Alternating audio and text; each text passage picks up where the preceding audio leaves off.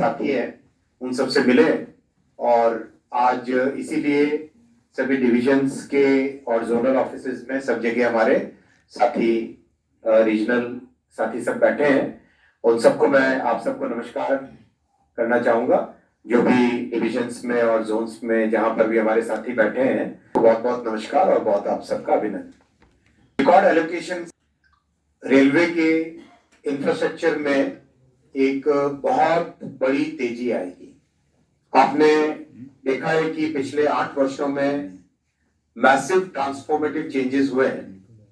जो काम पहले कई वर्षों में होता था, कई डिकेड्स में होता था, वो पिछले 8 वर्षों में कंप्लीट हुआ है। अब उसका इस बजट के एलोकेशन के बाद में उसको और भी आगे तेज गति से काम करने का प्रधानमंत्री जी ने टारगेट दिया है।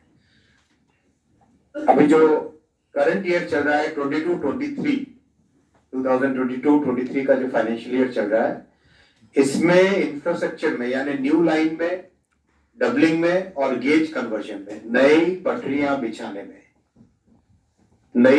बिछाने में टारगेट हम लोग लेके चल रहे थे 4,500 किलोमीटर का and we are well on the target. 4,500 kilometre का मतलब हुआ रफली 12 किलोमीटर प्रतिदिन। और ये कंपेयर करें तो 2014 से पहले 4 किलोमीटर प्रतिदिन होता था, मैंने 1/3 यानी 3 गुना अभी उसमें इंक्रीज हुआ है 300%। और अगले साल के लिए टारगेट लेके जा रहे हैं। फील्ड में बहुत डिफिकल्ट है अचीव करना, फिर भी ऐसा बड़ा टारगेट पीएम साहब ने दिया है 7,000 किलोमीटर अगले साल के लिए 7,000 किलोमीटर नए ट्रैक्स ले करने का, जिसमें new line, doubling, gauge conversion, tripling, quadrupling यानी नई पटरी बिछाने का जो काम है वो 7,000 किलोमीटर का अगले साल के लिए रखा गया है। ये बहुत बड़ी जंप है और इसका सिग्निफिकेंट इंप्रूवमेंट आएगा पैसेंजर मूवमेंट में, गुड्स के मूवमेंट में। ओवरऑल जो टाइम मेंटेन करने के चैलेंजेस आते थे, उसमें बहुत सारे जो चैलेंजेस आते थे, वो चैलेंजेस इस 7,000 किलोमीटर अचीव करने से बहुत सारी वो डिफिकल्टीज धीरे धीरे ईज आउट होना चालू होगी। ये पहला पॉइंट था। दूसरा पॉइंट है, करीब 7 पॉइंट है। दूसरा पॉइंट है जो हमारे रेलवे लाइन के दोनों तरफ बसे हुए गांव या शहर होते हैं, उसमें जैसा कि over a period of time railway line तो पहले से बनी हुई है, लेकिन over a period of time होता यह है कि दोनों तरफ शहर या गांव काफी बढ़ता जाता है। तो उसमें railway line should not become a dividing line, it should become a, ऐसा कोई तरीका होना चाहिए जिसमें railway line should also be able to join both sides of the town और विलेज और सिटी। उसके लिए फ्लाईओवर्स और अंडरपासेस की रिक्वायरमेंट आती है। फ्लाईओवर्स और अंडरपासेस में बहुत आपको जान के खुशी होगी, ये नंबर 2014 से अब तक 10,438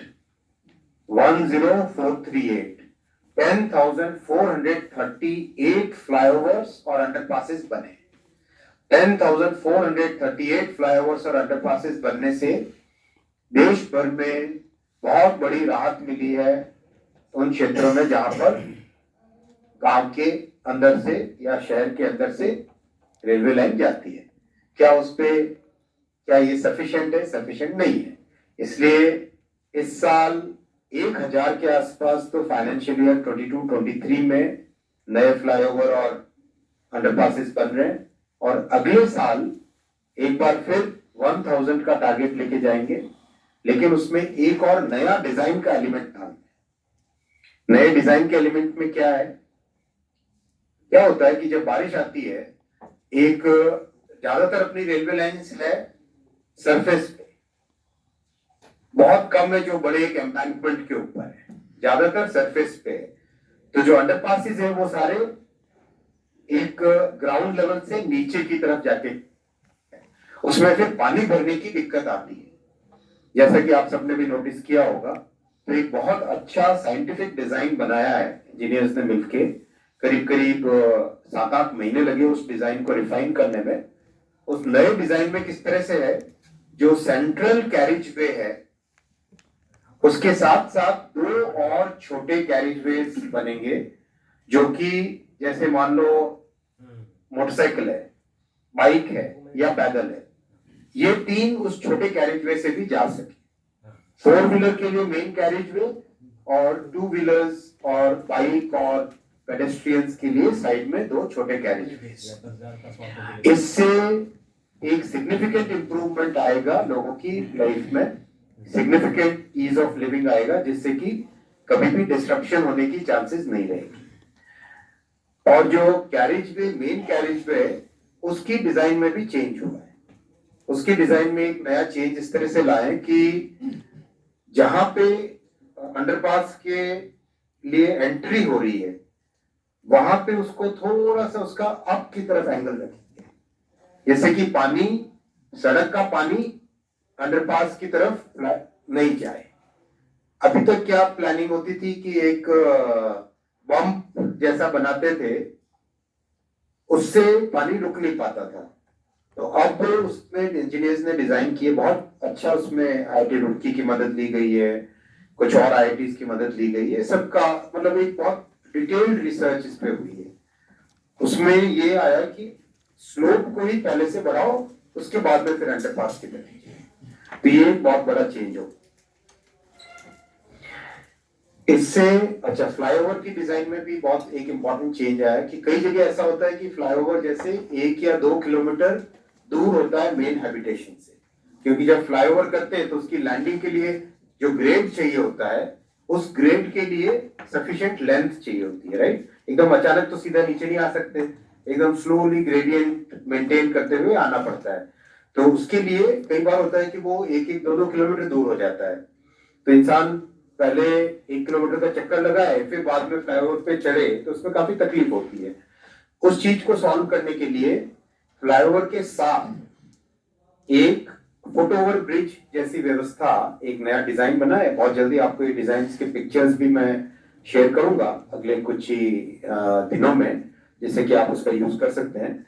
वो डिजाइन इतना अच्छा डिजाइन है, उससे इमीडिएटली सबको रिलीफ मिलेगा कि जहां पर फ्लाईओवर है वहीं पे मान लो आप फुटओवर ब्रिज से चढ़ गए और चढ़ के ऊपर फ्लाईओवर क्रॉस किया और नीचे आ, या फिर एक छोटी रैंप पास में आ जाए जो 2 व्हीलर्स के लिए, वो रैंप से चढ़ गए, 2 व्हीलर ऊपर चढ़ा और वापस दूसरी तरफ से नीचे उतर गया। आपको 2 किलोमीटर का डिस्टेंस नहीं करना पड़ेगा।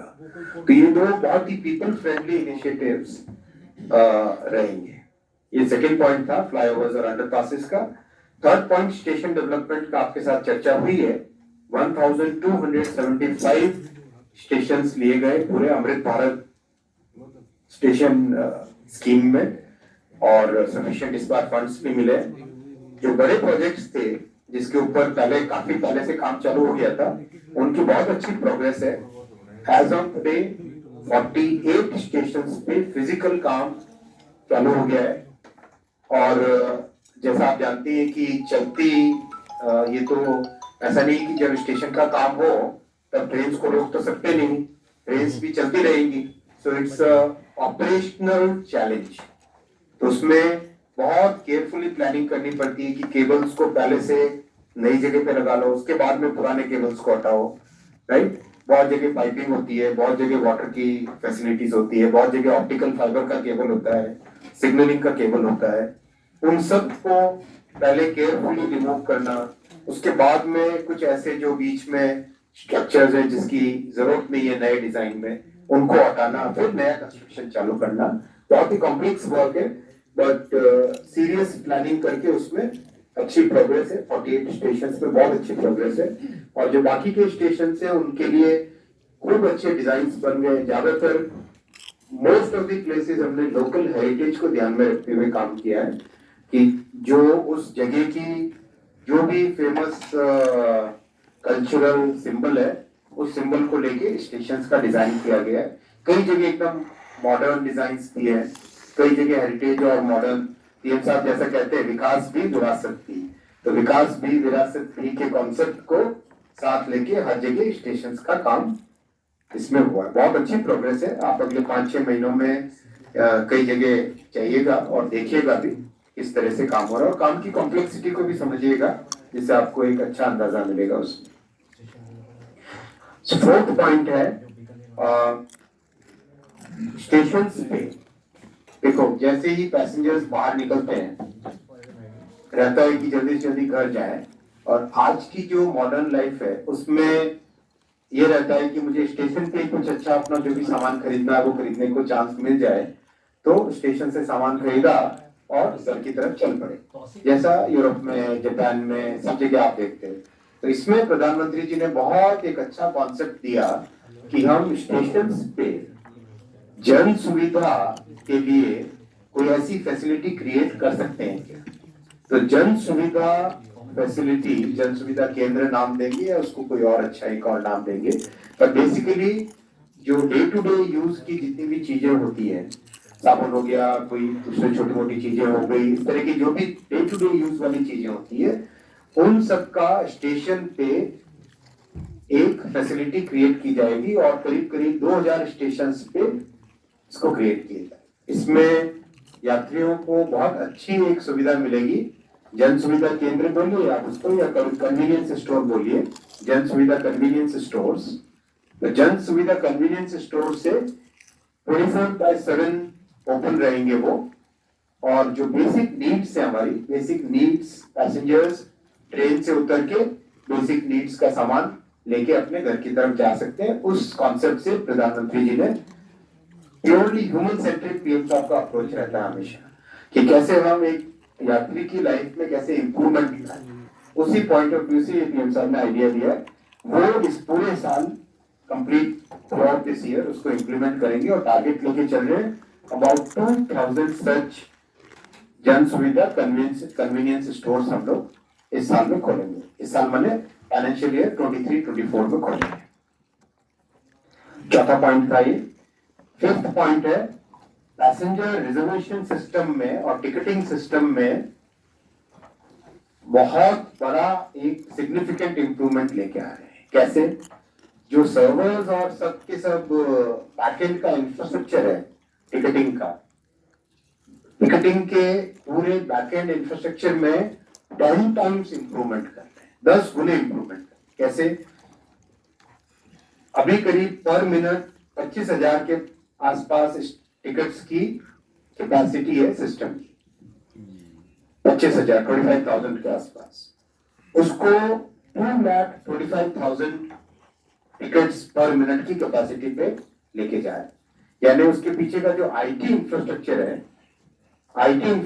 है उसमें सॉफ्टवेयर में इंप्रूवमेंट, हार्डवेयर में इंप्रूवमेंट, नेटवर्किंग में इंप्रूवमेंट, वेबसाइट की फास्ट स्पीड में इंप्रूवमेंट, वो सब करके 10 टाइम्स इंप्रूवमेंट कर, सीधा 10 टाइम्स। जो इंक्वायरीज होती है, इंक्वायरीज करीब करीब 40,000 है पर आवर। 40,000 को 4 लाख कर रहे हैं, करीब 40 से कितनी है, 40,000 के आसपास है पर मिनट या पर आवर या पर मिनट, जरा देखो, 40,000 के आसपास है पर यूनिट ऑफ टाइम पर मिनट। हाँ सॉरी, 40,000 है पर मिनट इंक्वायरीज, और जो आता है टिकटिंग 25,000 है और इंक्वायरीज 40,000 के आसपास है। तो 40,000 की जगह 4 lakh enquiries per month per minute हो सके, वो व्यवस्था हार्डवेयर की, सॉफ्टवेयर की, नेटवर्क की कंप्लीट उसमें कर रहे हैं। यानी 10 टाइम्स इंप्रूवमेंट, जो कि कम से कम आगे के 7-8 साल तक उसमें और आर्किटेक्चर में चेंज नहीं करना पड़े, उस थॉट प्रोसेस के साथ इस साल इसको कंप्लीट कर रहे हैं। टारगेट है करीब करीब बाय सितंबर ऑफ 23 ये कंप्लीट हो जाएगा इसका काम, अपग्रेडेशन फुल्ली।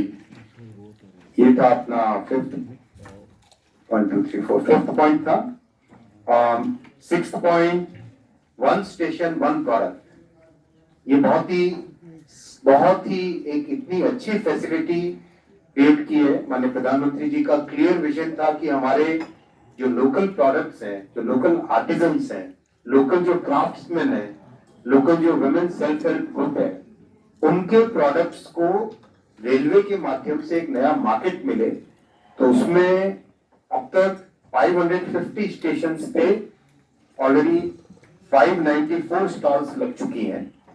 और इसमें आपने देखा होगा ऑन एन एवरेज जो वहां पे काम कर रहे हैं, बहुत ही एक से बढ़कर एक एग्जांपल्स हैं जिसमें एकदम लोकल प्रोडक्ट्स, जैसे अगर आपने देखा हो आंध्र प्रदेश में टॉयज का, कर्नाटक में या चेन्नई में या इधर आजमगढ़ की पॉटरी, कई सारे एक से बढ़कर एक अच्छे एग्जांपल्स हैं जिसका पर मंथ इनकम हो रही है 25,000 से लेके 2.5 लाख रुपए तक।